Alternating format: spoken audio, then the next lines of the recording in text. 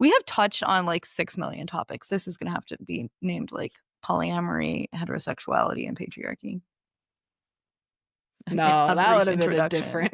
That would have been a different A one. I brief think it's introduction. Ella and Carson have a chat vaguely around polyamory, Yeah. and this is just what happens. This is what happened. Maybe that's the clip at the beginning of the episode.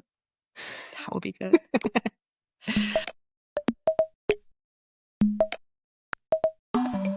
Hello and welcome to Pieces the Podcast, where we, Carson and Ella, will work on outlining the intersection of our personal and political work. Here, we want to create a place to talk about how our relationships with ourselves and our communities are inherently political, integrate the knowledge we have received and continue to receive, and to speak of and dream of, speak to and dream of. Just that was so close. It was so close. It's fine. Yeah, We're not perfect, we're not perfect, but we are together. a little bit. Who are you, Carson? Why do we want to care about what you have to say? I'm Carson. I'm dedicated to make space to question our systems and trying to build resilience, community care, and solidarity into the everyday. And I'm Ella. I work at the intersection of consent, conflict, and community. And I do workshops obsessed about how we interact with each other. Yep. Yeah. And this is my tiny dog, Sky. B Sky. What would we like to talk about today? But wait, first of all, crazy. We're in the same place. We are. We're hanging out. We're hanging out. See, I usually record. Ow. I usually record back there. And today we're recording on my couch because we are together and I do not have access to my microphone. So And why are we together? we are together because it is my birthday tomorrow and because you are going to give an excellent workshop in Amsterdam on Sunday, on the 28th of September. If anyone listens to this before that, probably not. It's not going to be edited then. Yeah. And did I create that workshop just so I could have an excuse to be here for your birthday? Yes. Yes. Yes. To make sure that I can also earn a little bit of money coming to the Netherlands. And that's always good. But a reason why I'm here for Carson for their birthday is because we're building our life together. And we are. I want to be here for the big events. Because I refer to you as my partner. That's confusing for people, I'm sure. That is confusing to people. Do we have a lot of sex with each other? We have no sex with each other. We do not have sex with each other. Do we make out all the time? Whenever we do not. No. We don't make out all the time. Sometimes we give a little kiss, but yeah, like a little hello, goodbye. No. Yeah. No make out. So how the hell are we partners, Carson? Well, that's a good question now. I feel like this is like even more ramped up than usual. But yeah, I don't know what to do. Yeah, so like I think one of the reasons that we refer to each other as partners and like, I mean, I just kind of use all of the terms interchangeably is because like we've dedicated, I think, a large part of our lives already to each other and we continue to do that, right? So we have a commitment which goes beyond like, oh, we're going to have coffee or I'm going to come visit you or you're going to come visit me like every so often and we'll catch up and then we'll go and like live our own lives. Like we have, I think, a level of integration and also a level of like consideration for each other that I think for most people would probably go like beyond what kind of a normal friendship is or like beyond the definition of like what a friend is. And so that's why you would be my partner and I would be your partner. Yeah, and we're in love. We are. We're in love. We're mostly. I think anyone who's listened to an episode of this podcast knows that we do like to tangent off about our love for each other. Exactly. But we bring all of this up because that is the topic of today. We wanted to talk about polyamory. We wanted to talk about relationship anarchy, and we wanted to talk about how we live these values and also see them as core to our political work and the way that we organize. Yeah. And so we thought we would throw our names into the ring and say, these are our thoughts on free love. On free love. Like the hippies. But then better. Better than the hippies? Yeah, better than the hippies. Do you want to tell me a little bit about your journey? I would love to tell a little bit about my journey. So my parents opened up their relationship when I was a teenager. And I think like from the moment that they kind of started doing this, I was really interested in it because all of a sudden it was like, oh, like that's a different way of looking at things. That seems like it aligns more with me. I remember being a kid also and being like, oh my God, am I supposed to get married and like share a bedroom with someone for the rest of my life? Like, I don't want that. Like, I like to have my own space because I shared my bedroom with my sisters. And yeah, so I kind of started thinking about like polyamory, I guess, like in the sense of like multiple romantic relationships from a really early stage. And then I was in a monogamous relationship for 2 years when I was in high school, and I really struggled with that. And then basically after that relationship ended, I was like, "All right, that's I'm not gonna do that anymore." And then I've spent like the past 10 years practicing a variety of forms of love. And I think that especially like my experience with queer love has really brought me to a place where it's like, oh, like we can actually kind of like using this concept of queer theory, like we can queer all of our relationships. So like Mhm. this distinction between platonic and romantic, or like what does it mean to be partnered with someone, or what does it mean to have a relationship with someone? Like I think within our queer circles, like we're able to expand beyond this kind of definition of like, oh, my partner is like this person that I live with, I have sex with, we're gonna have kids together, we're gonna do A, B, C, D, E, F, G, and that's just because like that's built into the relationship, or like that's what marriage means, or that's what like long-term relating means. And yeah, that's what I've been doing for the past 10 years, thinking about it, questioning it, being in a variety of constellations and relationships with other people, and just kind of honing my practice. What about you, Ella? Beautiful. My relationship with polyamory all started in college when this person called Carson was dating my best friend slash roommate at the time.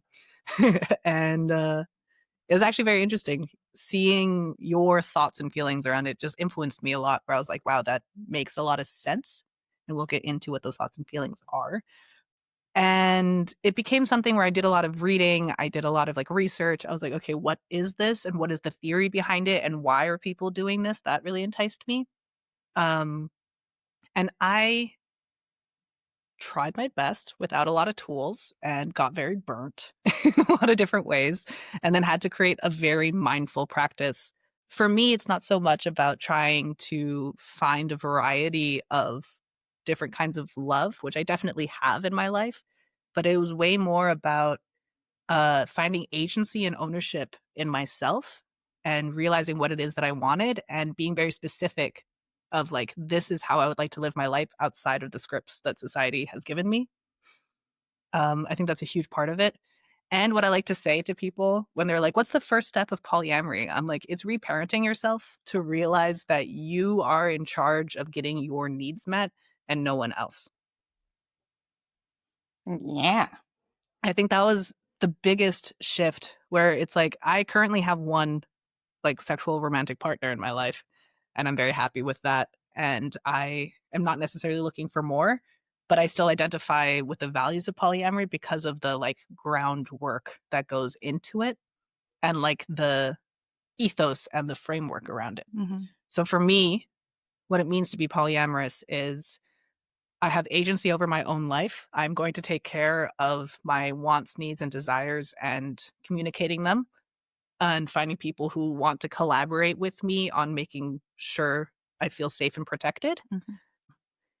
It's using multiple people in my life and not trying to find one person who's going to finish that or like complete me in some way, but like find multiple avenues to explore those needs. Needs is such a weird word because they are needs. They are like love and connection and feeling a part of something and feeling included. Um, but it's a weird way to frame it. Well, yeah, I think it's just like to explore these different dimensions of yourself, right? Because at the end of the day, like need kind of expresses this idea that like you also have an entitlement to that. And like, I mean, what we say we need is not always something that is like, like we need safety in the sense of like we need to be in not an abusive relationships and like, but then sometimes we could say like, oh, I really need a hug right now.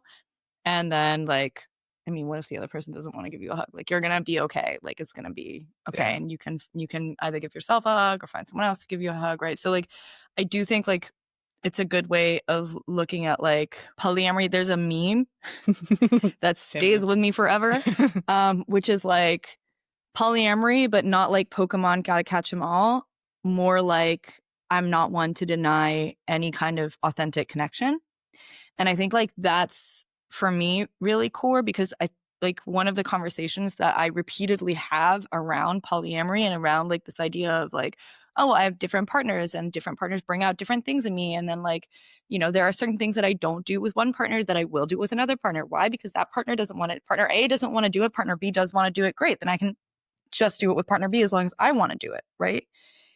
And this conversation that I have quite often when this kind of stuff comes up is it's like, oh, so you basically have like a shopping list of needs or a shopping list of things that you want.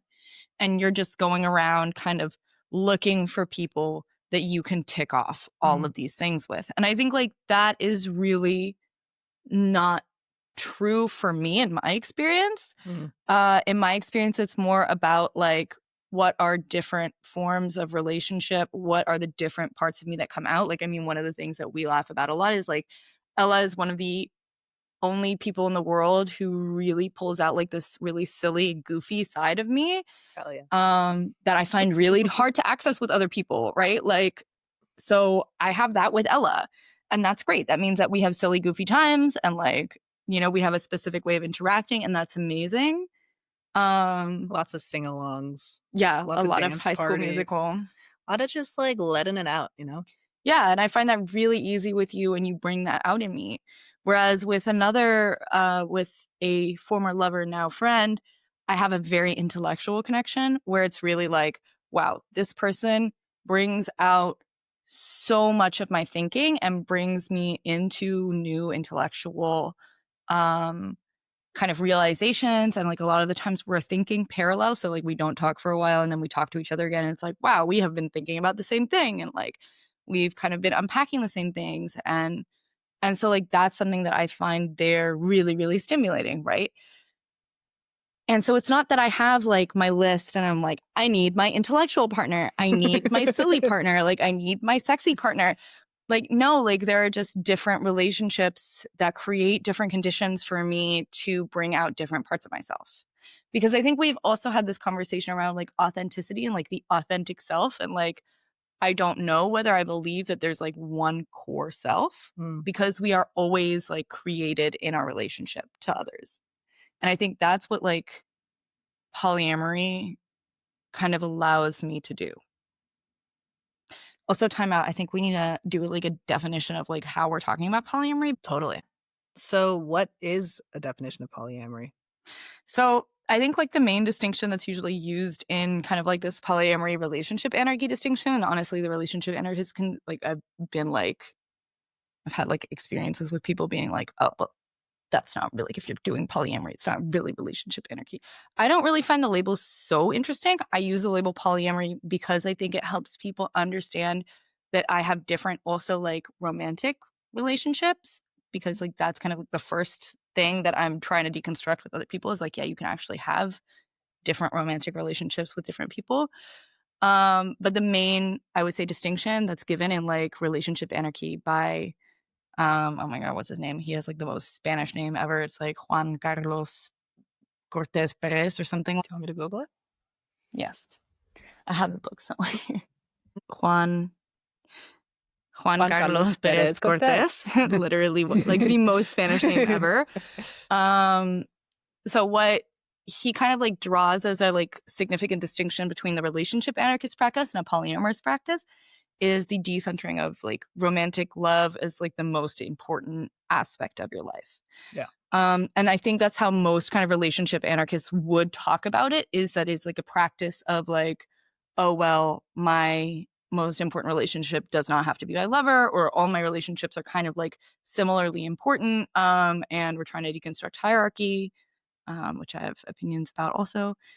But yeah, it's basically like that would be the main distinction. So like this idea of like amatonormativity, right? So like that the normative way of looking at things is that like your partner or like your lover is like the most important relationship that you have in your life. What relationship anarchists are trying to do is deconstruct that.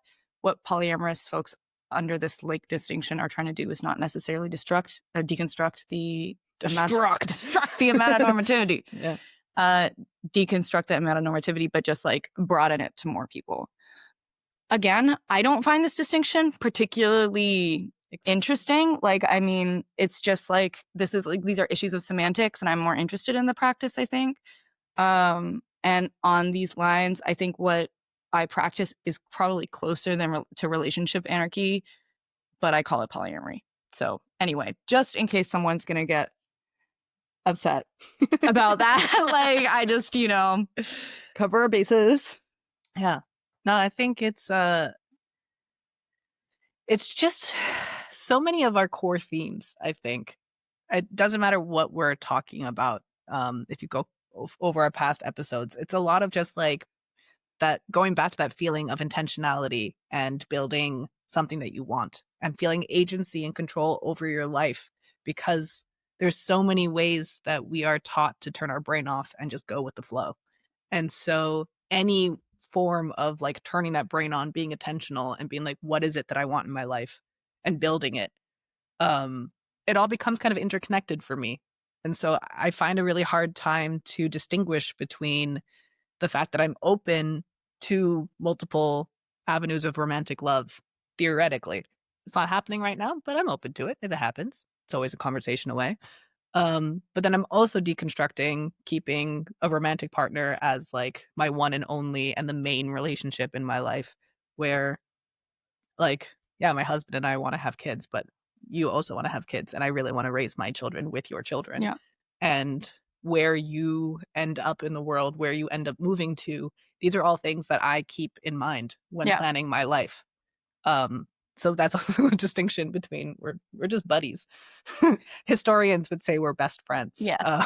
But we close friends, roommates in different countries, who are actively trying to find ways that we can, like raise each other's kids. And how and also like negotiate this, right? Because it's like, you don't like the heat, I like the heat, and then I'm like, all right, well, got to keep that in mind. Like, can't move to like Andalusia, right? Because it's gonna be too hot for Ella. And I think like these are things that I also make a distinction between like here, like between the partners, like, and like partner is such a broad word, right? Because like with you, I had the confidence that like if I'm like, hey, I bought this piece of land, like, do you want to come and hang out and like construct a community with me, or like, participate in that you will actually do it. Mm-hmm. And I don't have that with everyone, including some of like my like traditional relationships, or in the sense of just like that's not what this person wants to do. Mm-hmm. And so it's like, how do we then, and this is also what I mean like by saying prioritizing like the romantic relationship. A lot of people look at me and are like, but what do you mean you would move away from this country? Would this person come with you? And I'm like, well, not necessarily, right? Because this person might not want to come with me. And then they're like, oh, but aren't you married? And I'm like, well, yeah, but like for different reasons also. And like, that is not something that we're like holding on to, is like, this is what that is supposed to look like. So I think like it just gives more flexibility, and also allows you to just like have different commitments with different people and make sure that you align at all times with the people that you're doing things with. This is a very important thread that I also wanted to pick up in the podcast, is like, the one thing that really drove me to this way of relating in general is that my husband and I met in high school. We dated for like 2 years.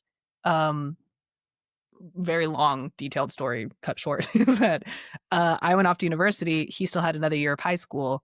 We did like a 5-year plan to see if we were going to end up in the same country, and it wasn't going to happen. And I was like, okay, so this isn't a good relationship for now, because if we're just never going to be in the same country again, like what's the point? So we broke up, and we lived very different lives. We were still in touch. We still had love for each other, but I became a very different person, and I needed that time away from him.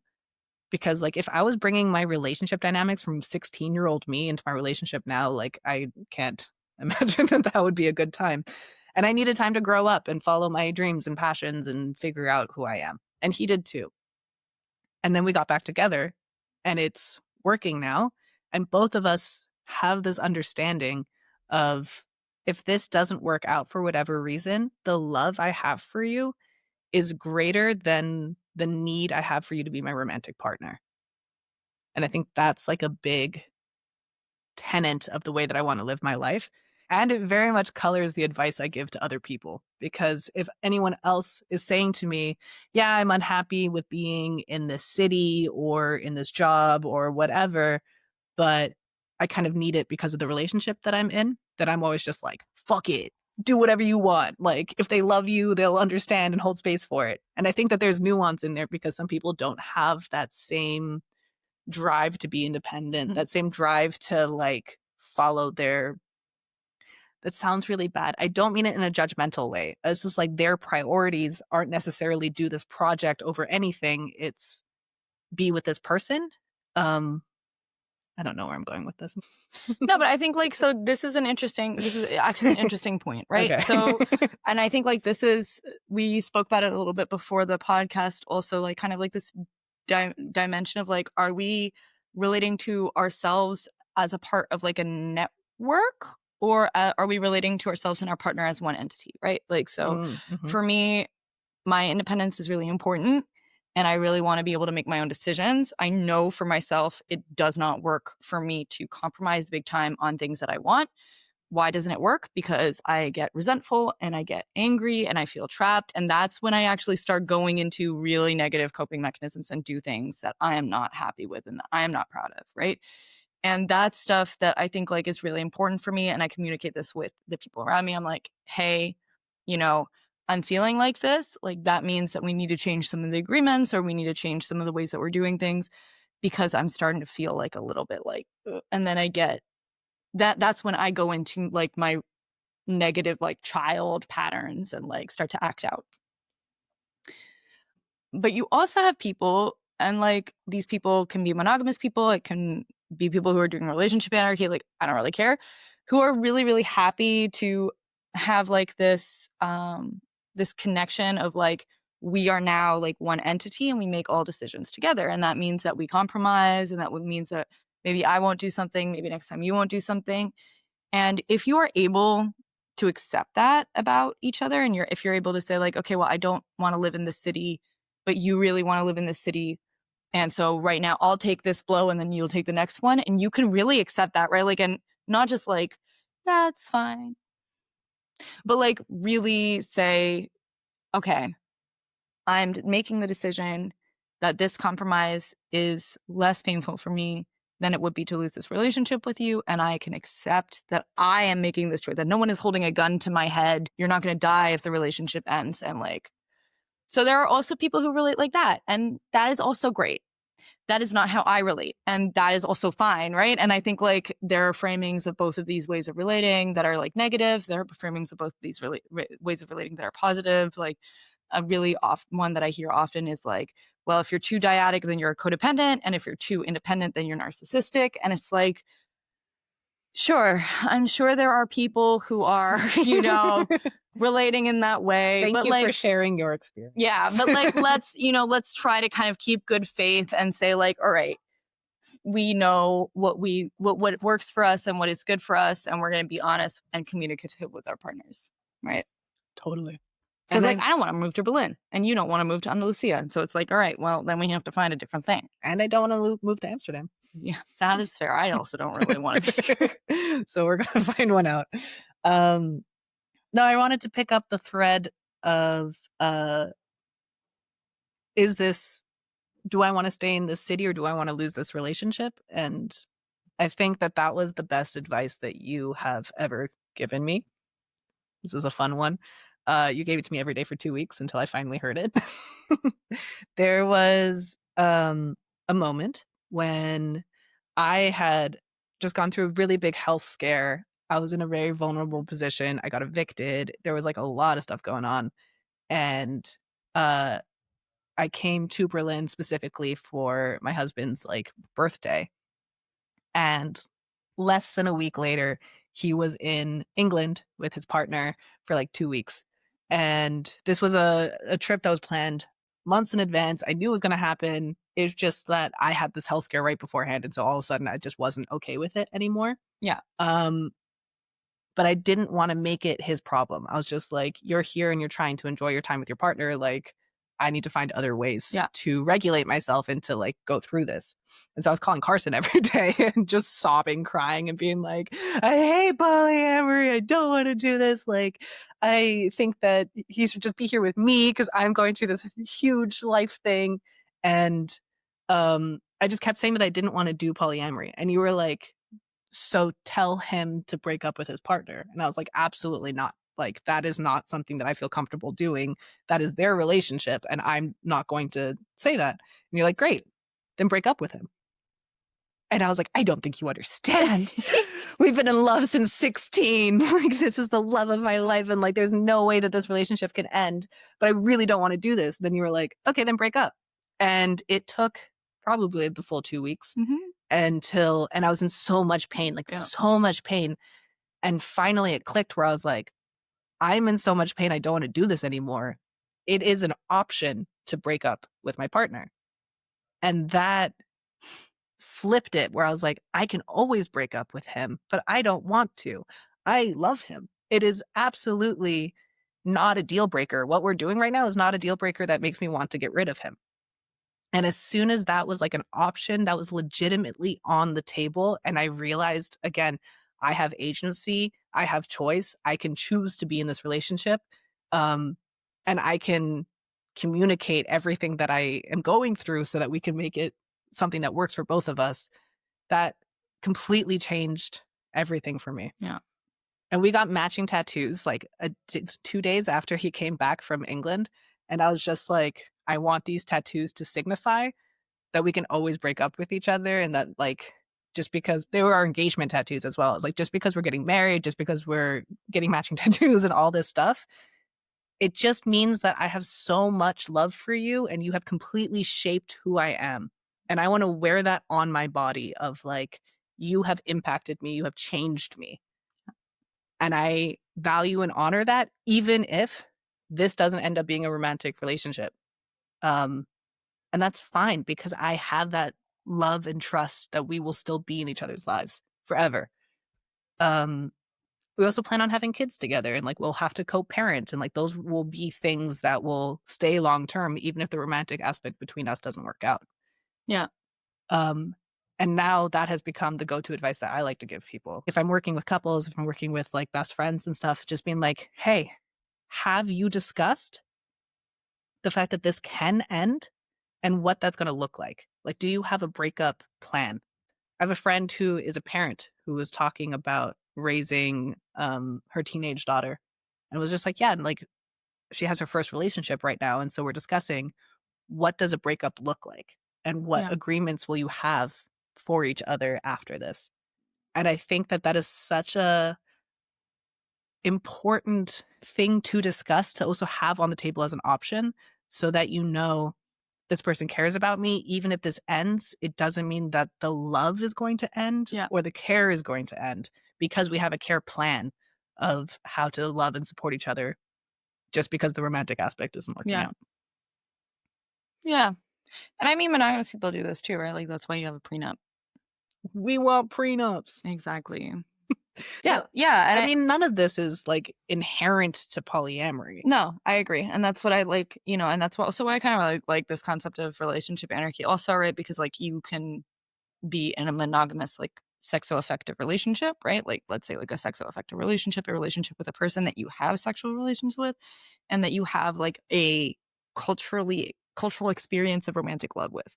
Mhm. Like, I'm saying cultural experience because I also think, like, these things are relatively specific, like, to the cultures that we grow up in the sense of, like, what counts as romantic love, how is romantic love expressed, how is, like, commitment expressed, like, these are all things that are culturally different and that I do think it's important to kind of, like, bring that nuance in, that, like, the way that we've constructed romantic love is not the same everywhere, Mhm. and also what commitment means is not the same everywhere, and, like, what cheating means is not. Esther Perel writes about this A in The State of state of Affairs. affairs. We're having an Esther Perel moment still.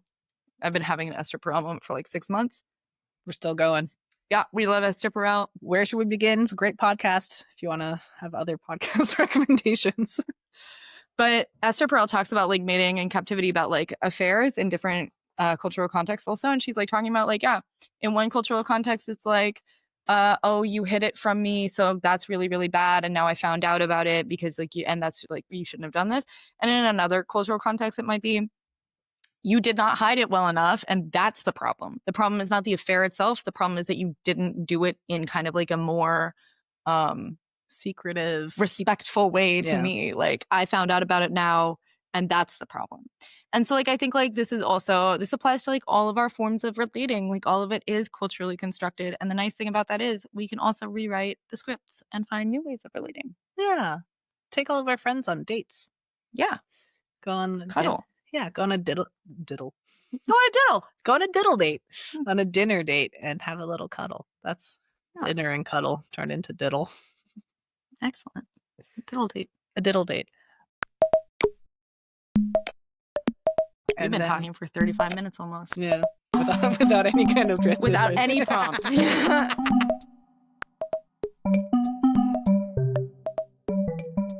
So this isn't inherently what we're talking about in terms of this like love and respect for other people and finding things that work for us.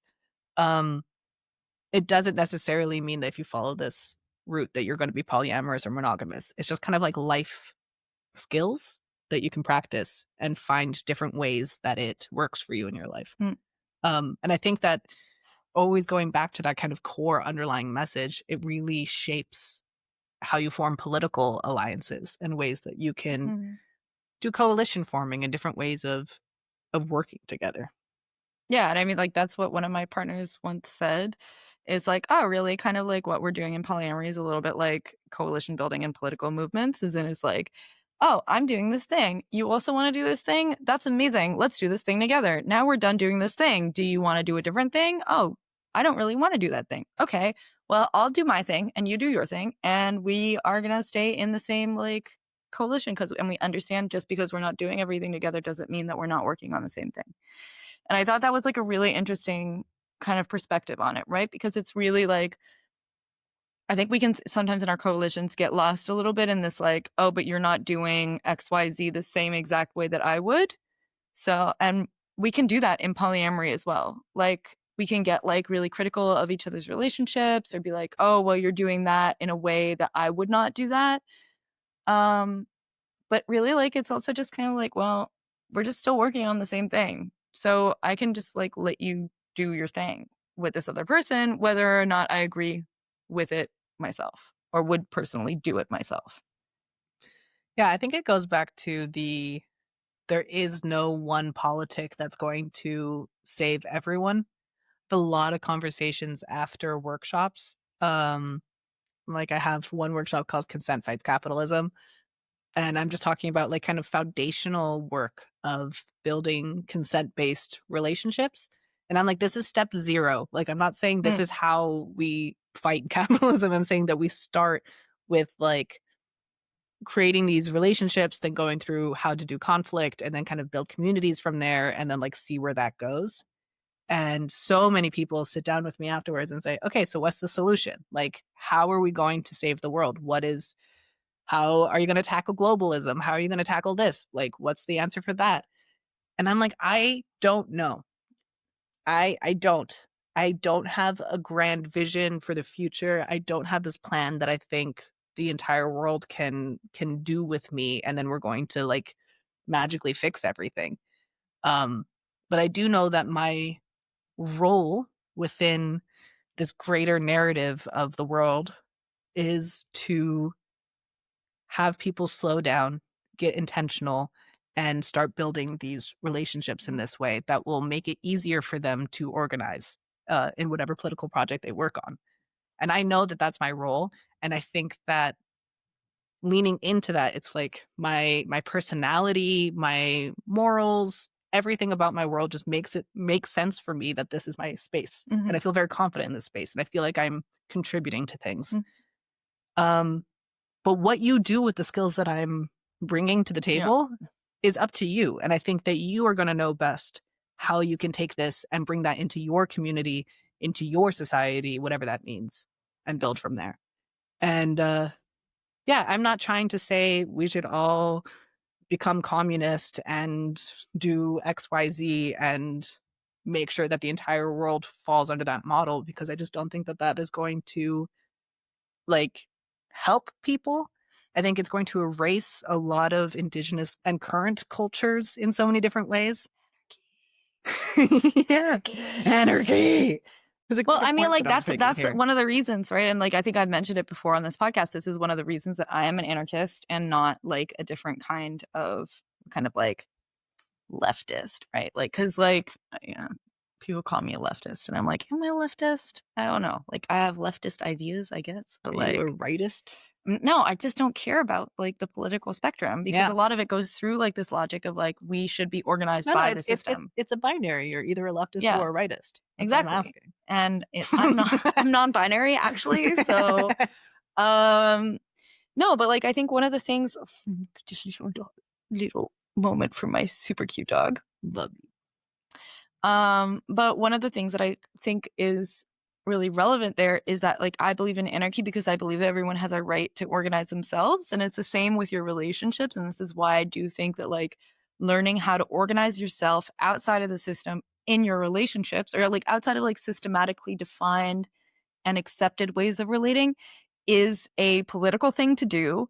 And it teaches you how to do that outside of your relationships also. Because I'm also just like, okay, if I've spent the last 10 years of my life trying to explain to people why I'm doing this thing that seems so fucking crazy to them, right? Because polyamory or like having multiple relationships, people are like, it's not going to work. It's too complicated. How can you even do that? It's not right. And I'm like, wow. So when we listen to like those kind of points about what it is that we're doing, like I think that these are like common critiques on basically any kind of revolutionary vision. Mm-hmm. And if you learn how to do that, like on a level where it's like so personal to you, you are learning automatically also how to like counter these systems in other ways. Because it's not so scary. Because it's like, yeah, no, I'm also like not ashamed of having my relationships the way that I have them. Even when people don't get it, I'm like, yeah, I don't really care if you get it or not. Like this is what I'm doing. And you can do your thing. And so like that in acceptance of myself and that knowledge of like, okay, well, what I'm doing isn't per se like the right thing, and what the other person is doing isn't per se the right thing, Mm-hmm. helps me accept like a political plurality that I think is really important in political practice. Because it's like, yeah, I mean, I've said it before. People who are doing a lawsuit against Shell, I don't want to do that. You don't want to have a lawsuit I don't against? want to do that. And I think it's like, for me, the most effective thing? No, but am I like, yeah, we are more or less on the same side in a lot of things. And like, I will not impede your work on this No. because it's helpful work. Like, even if it's not what I believe to be the most effective or what I believe will change the world, right? It's not countering anything that I'm doing. Yeah. So I'm going to just leave you the hell alone and you can do your thing. Yeah. Right? I think it's great that you are trying to use the system to fight the system. You know what I actually think this is? It's kind of like the MLK Malcolm X dichotomy vibe, where like the fact that like Martin Luther King Jr. was all about, at the beginning at least, was all about peaceful protest and saying, hey, we're going to use nonviolence to get what we want. And here are our demands, and we're going to be very, on it and forceful, but we're not going to be violent. And then Malcolm X was like, actually, violence is the answer. And if you are oppressing me, it is our right to self-defense, to come back, and to use violence and armed resistance as a way to get what we want. And the fact that both of them were operating at the same time meant that the message that MLK had to say was a lot more palatable and seemed kind of like the less extreme option. And had he been doing it without Malcolm X, that he probably wouldn't have been listened to in the same way. That would have been the radical position. But instead, there is this more radical, more violent movement that gave like an option for white America to say, okay, what is it that we want to do here? Yeah. And so they were like, let's go with MLK because that's like Moderate. the more moderate, the more palatable way that we can enact change. Yeah. Um, and so this is why I think it's so important for people to find their role in what they are comfortable doing and what they want to add to the thick tapestry Yeah. of resistance. It doesn't mean that there is a checklist of like, you're not a real activist unless you ABC. glue yourself to, some kind of oil rig and Throw don't. a brick through a political party's window. Yeah, and you have to be on the front lines of the protests and stuff. Like, do those things. If you feel able and you want to, do them. And if you don't feel able yet, but you would like to get there, start smaller with organizing and keep working your way until you achieve that goal, if that is your goal. But I think realizing how entrenched the system is that we're fighting against means that we also have to fight it at so many different levels. Oh, yeah. I mean, it's like an extremely complex system, right? And we can't expect that there's one tactic that's going to bring it down. And yeah, like, I mean, organize yourself, right? In whatever way you see fit. And like, that's also like within your relationships. I'm just like, yeah, well, if my partner is going to organize themselves, like, that means that I also have to be like, okay with them organizing themselves and like doing stuff that feels right for them, even if I don't always completely agree with it. And I think like that level of acceptance has been really helpful for me in kind of being able to be like, just like, my partner is a person who exists outside of me. And I mean, like, you briefly touched upon this at the beginning, but like, The it's not reparenting. responsible. Yeah, it's like not responsible for like meeting all my needs or like giving me all of these things that I want, or, literally telling me like that I am loved and important and making me believe that, because that's an also really big one, is just like, are our partners responsible for making us believe the things that they say? Like, you you can't. It doesn't Mhm. work like that. You actually have to choose to believe those things. So, Yeah. And it's funny because I was also thinking I wanted to bring it back to that reparenting thing where I just feel like I really thought that if I just kept being really sad and kind of upset about the world, that I could get my partner to just kind of do everything to make me feel safe and loved and supported.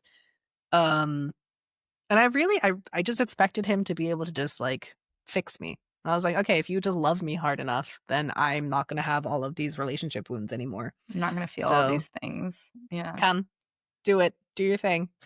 Um, and I had brought up marriage, and he said, I will not marry you until you go to therapy and realize that you are responsible for yourself and I can't fix you.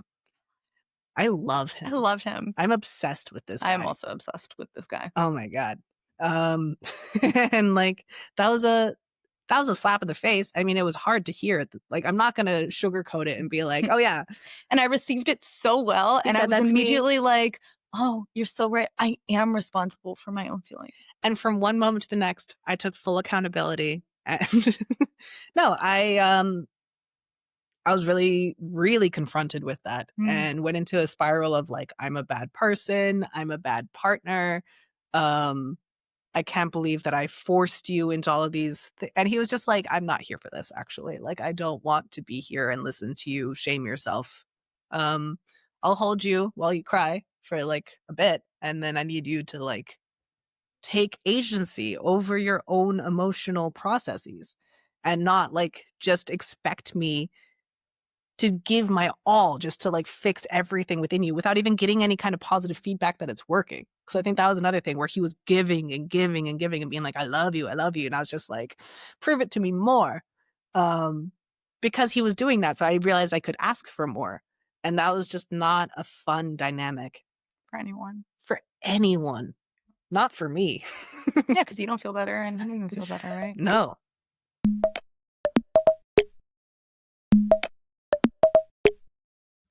But you know what else was great about the wedding? Tell me. My husband's mom said that her favorite thing about the wedding was that even though it was about the two of us, it really wasn't. It was about all the people who shaped us into who we are and how this relationship doesn't exist in isolation. It exists in the context of everyone who knows us and loves us and supports us. And it was so important for me to get married in front of all those people because I was like, do you support us? Do you Yeah. think that this is a good relationship that you want to see succeed? And are you committed to me and my happiness through this love, Yeah. amongst other things? And are we involved in that relationship also? Like to recognize that it wasn't just like you and your partner as like a dyadic entity, but it was like all of his people and all of your people, and we're all like mixing, matching. Because I mean, like also your partner, right? Like your husband is also my family now. Yeah. Right. And like that's something that I feel really clearly. It's like, all right, well, if I'm going to have this relationship with Ella, then I also have this relationship with Ella's husband. Right. Maybe not like me with Ella's husband directly the same way, but like we're No. a part of like but we're like a part of a tapestry of connections, right? And Completely. And it's very interesting. I recently gave the workshop Intimacy of Harm, and I was talking about conflict. And I was like, in what ways can you bring your community into your conflict? And I was like, some of the best fights that I've gone through have been with other people present. mhm, And one person got very upset and was like, if someone hurt my feelings, I'm not going to call them and say, come over to my house. I have gathered an audience and I'm going to tell you all the things that you have done wrong in front of other people that you love. I'm And I sure was that was like, what you were saying. That was what you meant. wow, that sounds horrible. Yeah, I would hate if that happened. And I was like, do you have any other interpretations of what I said Yeah. that might be a little bit more pleasant to do? Which I thought was a good retort. But I was like, yeah, it's about finding intimacy and connection and support with multiple people and realizing that we don't exist in isolation. Like this one relationship isn't the only one. Mm, And they all affect each other. Like my relationship with you affects my relationship with my partner. mm, And like in a non-romantic sense, but like you give me advice, you give me love, you show me ways that we can relate to each other. And that kind of unconditional love and support and meeting each other where we're at. Like both of us have mm, history of mental health issues, of burnout, of things that just don't go so well. And I think finding ways that the two of us unconditionally love and support each other has taught me how to unconditionally love and mm, support other people. mm. Yeah. And I think having such an open relationship with so many people where it's like, hey, this is exactly what's going on in so many different configurations means that we can really like compare notes and talk Mm, about things mhm. that are working and don't Yeah. work. Because sometimes we're in the same dynamic, or sometimes we're in that like this is also something that we were talking about. Kind of like one of the things that I love about having like multiple, very deeply intimate, long term relationships is it's just like these motherfuckers know you so well. Mhm. Like, and they know you like from all the sides, right? So, like, I have a relationship that I've been in for almost 6 years, and this person knows me from being in a like beginning romantic relationship with me. This person knows me from watching me be in love with other people, knows me from multiple different relationships that I've had, and from my relationship with my friends and my parents and everything. And so when this person gives me advice, it's like, woo, you were really taking a lot of perspectives, and it's probably true. Right. And so I get to have that from multiple people. I get to have multiple people who I have a really deep closeness with. Like, I mean, I have a relationship that from when we were in college, like, I still have good contact with this person.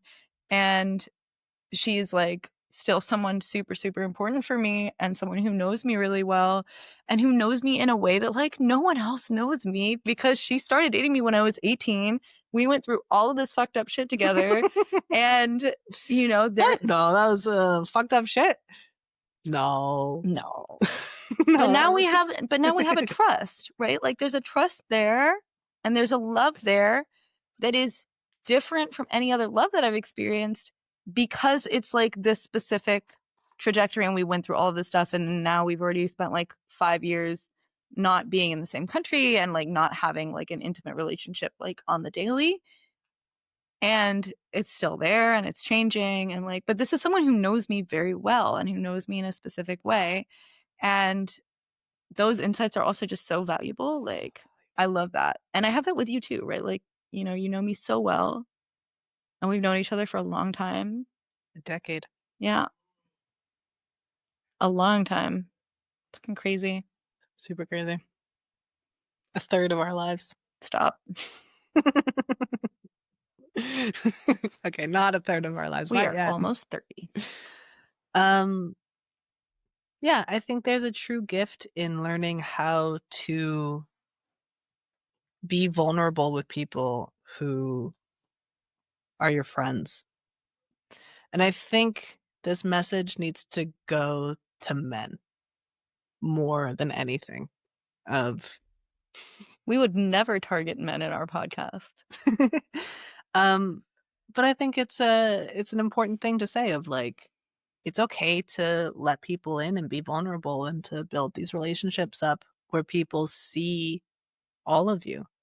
Um and trying to find ways of just saying I'm not perfect.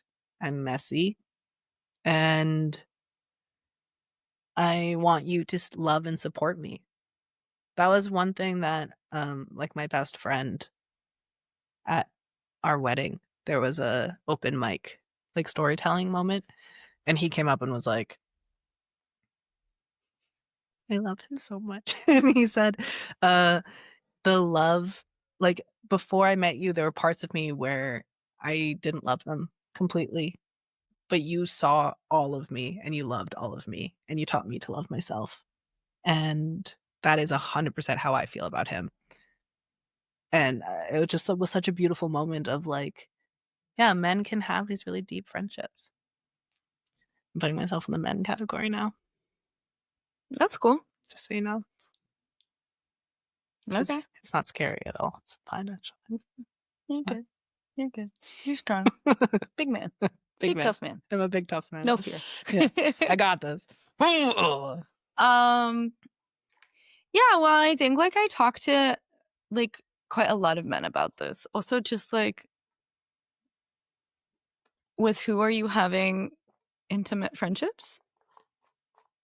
I know a lot of men who have a lot of like close girlfriends, like who are like, and those are the people that they can get really vulnerable with. But then like in their male relationships, it just tends to be a little bit less easy. Where again, just the kind of like talking about masculinity and maleness and like conflating all of it, not conflating all of it is really difficult. But I think it's such a universal truth among all men, cis and trans, Yeah. that there's a fear of men and there's a fear of being a man. And it's really hard to overcome that because there's this like sense of fear of yourself where you're like, I don't want to embody these things. Because not only has society said that they're bad, but like I agree and I see how I embody them. And that's terrifying. And then on top of that, there's another man here who probably has all of the same messaging that I have.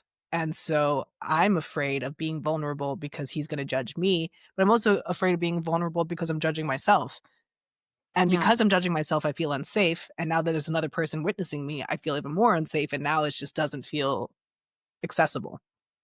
And so I think really trying to find ways of deconstructing masculinity and something that my husband does so well of he wears dresses, he wears makeup, he really wants kids, wants to be the stay at home parent of the two of us and like has this whole thing.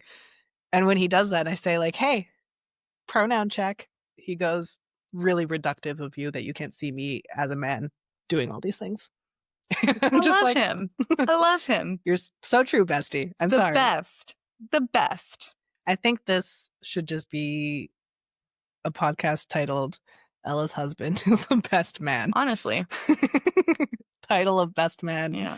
goes to Ella's husband. That would And be good. phrased in that way. We can do that. Yeah. We can do polyamory and a vague introduction in between parentheses. Ella's husband is the best man.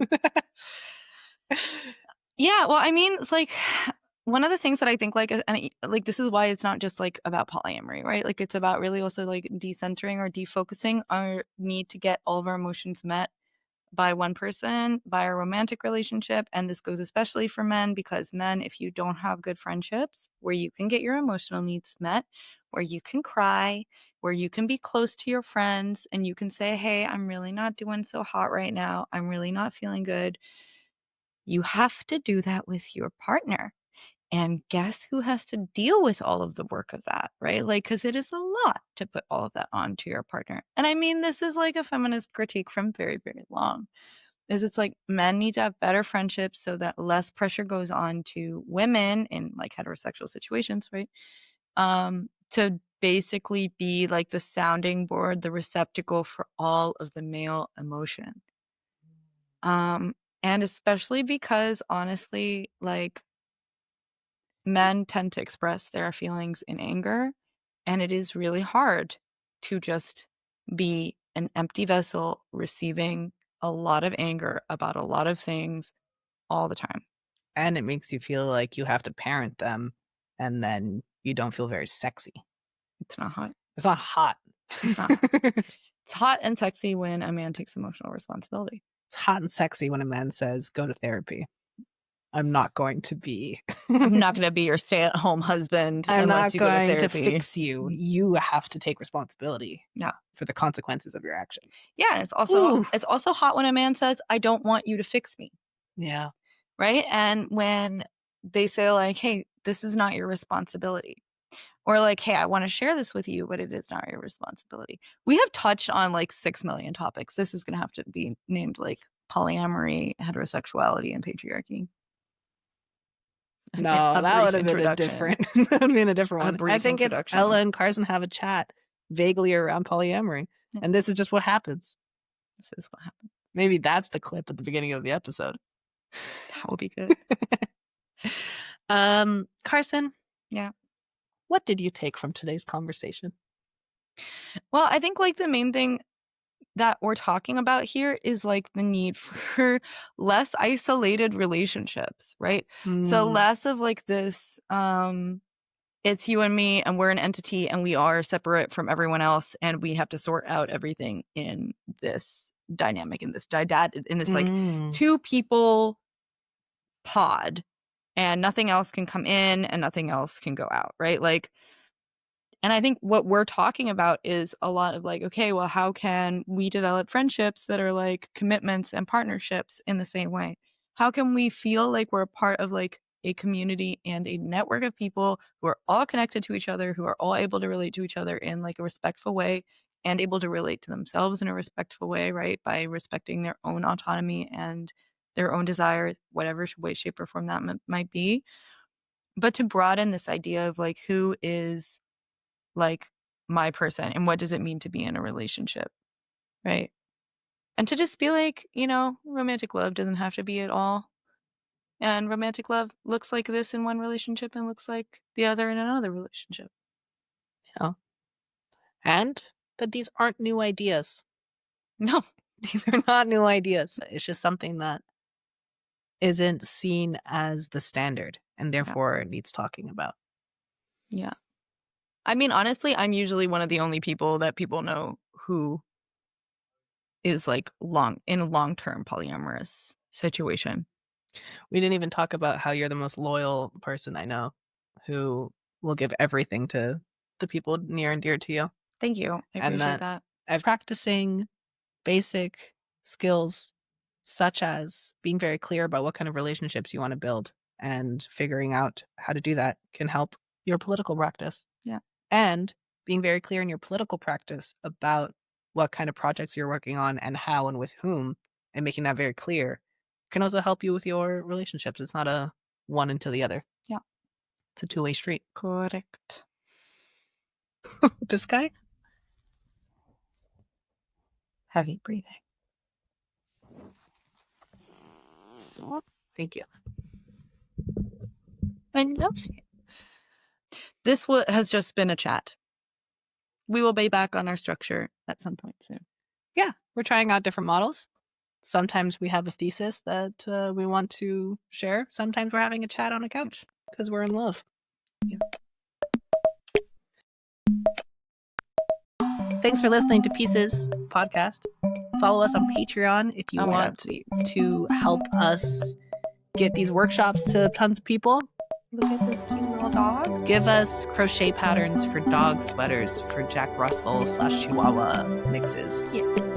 And we work with polycules, friends, collectives, individuals, people who need some help communicating and need some guidance or has a question. So please reach out at ella.carson.workshops.